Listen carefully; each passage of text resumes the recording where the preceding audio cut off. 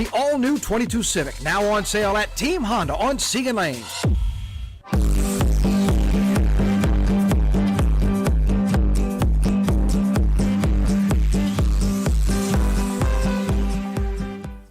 Good morning. Good morning to you. Welcome to a Thursday, huh? Yes, indeed. A busy one at that. We've already started a busy morning, keeping our eyes on the Gulf. So here's what's happening right now. This storm's still spinning out in the Caribbean, and this is pretty much what we're going to talk to you about this morning, getting you ready for it. But just within the last 15 minutes or so, this storm has grown in strength. National Weather Service coming out and saying this is now a tropical depression. Tropical depression number 9. Steve was talking all morning about the environment being very healthy for growth this quickly. And we are expecting another official update about the track at 10 a.m. So Dr. Steve is actually going to come on here on WAFB Plus and on his Facebook page to walk us through exactly what the National Hurricane Center, what they're predicting the storm is going to do. And remember, we are still a couple days out from this. So we're not trying to, put any chaos or panic out there, but we just want to make sure you're informed of what it's doing because of last year's active hurricane season. Very active. And so this is why we're doing this, because if you look at the potential path right now, the center line of that path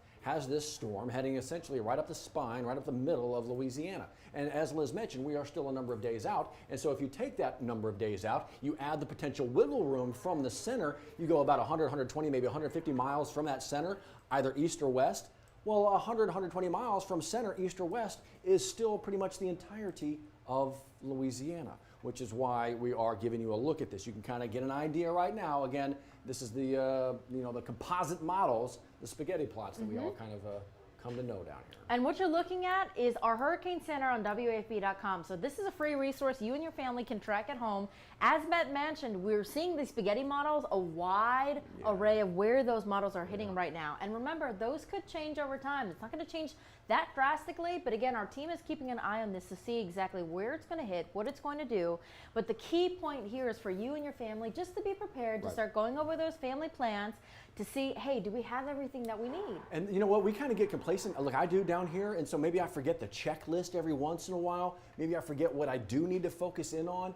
This was a great way to remind me this morning. Same. We were talking about all the little things you don't think about, right? Like that medication. If you do rely on that daily medication, maybe you're running towards the end of that supply. I mean, we are coming up on the end of August, so maybe it's time to call your doctor and see if you can get that prescription refilled ahead of anything that we may be anticipating. You want to make sure you have everything charged, and it's also a good time to check on those generators. Yeah, that's the thing. A lot of folks don't have those generators, and you only need them certain times, obviously, and maybe you haven't checked in on that generator every once in a while. I know my folks actually just had one put in, and which is great. It's peace of mind for me to know that they are essentially, going to be okay. But yeah, you do need to check in on that generator every once in a while. Start it up, give it a little 5 minutes, let it go, make sure everything is good.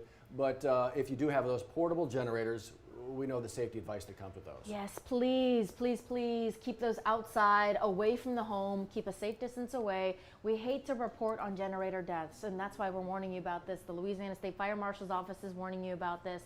And if you are sitting here wondering, well, either I just moved here or I've never had to put together a hurricane kit. There's a place to do Well, there's a free resource, in fact. GetAGamePlan.org. They really do a good job here. Go figure. You live down here long enough, you kind of get an idea of what you need to do. But Liz is kind of hovering over the family plan right there. And if you click on that, they're going to give you some ideas, kind of a shot sheet, if you will, a running list of things to pay attention to as we get ready. We are, again, still a couple days away, so this is the time to do that. You don't do this when it's knocking on land, when it's knocking on our back door here. This is the time to do it. Run through this list. Make sure that you have taken care of what you can take care of now. And here's the thing. If this storm does nothing, hypothetically, if this storm does nothing, you're prepared. Yes. You're just prepared the rest of the season. Exactly. Right. So it doesn't hurt to get all of these supplies in place, have everything ready, have everyone in the family on board about what's going to happen, and possibly where you may go if this takes a hit to our area. Look, I get it. All the prep and then nothing happens. You're like, oh, what happened? Look, I remember after 2016, after the flood, and so many people took on water, my family included. After that, there's a number of storms that came our way that looked like they could potentially flood. And yeah, a little bit of that PTSD kind of sets in. I literally picked up everything in my house. This was probably about a year and a half after. that this next really big storm was coming our way that we thought might be a potential, and we're listening to the advice of National Weather Service. And literally, my family went through and picked up everything, put it up on cinder blocks and everything.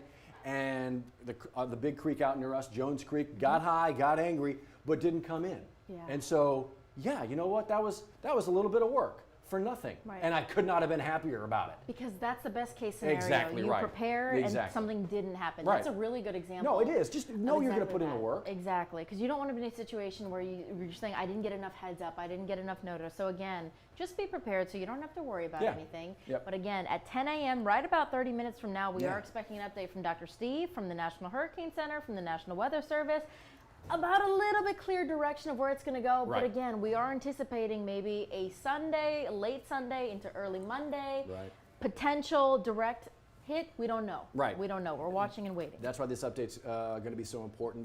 The numbers come out 8 times a day, 1, 4, 7, 10. That's AM and PM. But as Liz was talking about earlier as well, the new tracks come out 4 times a day. And 10 o'clock AM, PM, is going to be one of those. Yes. And so we're waiting for that new track like you're talking about. Where is it kind of shifting? Also, we'll be able to pay attention to the speed of this storm as well. And that'll give us a better idea of potential landfall, the when kind of time frame, and then that window of opportunity, that cone of uncertainty. We'll see about that. But it looks like Louisiana, some point, Louisiana going to get it, just a matter of where. So key message, please stay prepared. Go ahead and alert the family, hey, we should be keeping our eyes on this. If not, just watching every weathercast, every newscast you can. Just so you have some comfort and idea of what you are going to do in the case of something happening. And stay with us right here on WAFB Plus, 30 minutes. Dr. Steve Caparato will be right back with the major update. Y'all be safe. We'll be with you.